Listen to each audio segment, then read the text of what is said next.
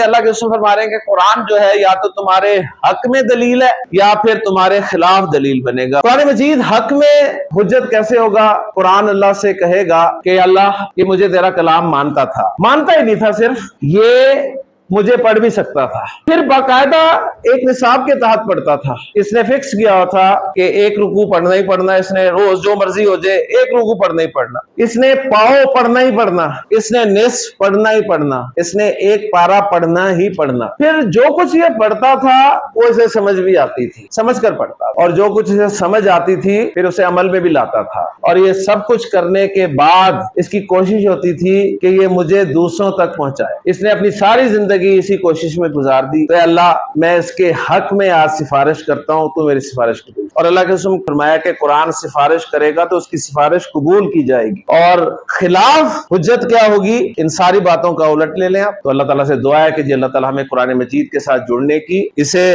پڑھنے کی، اسے سمجھنے کی، اس پر عمل کرنے کی، اور اسے دوسروں تک پہنچانے کی توفیق عطا۔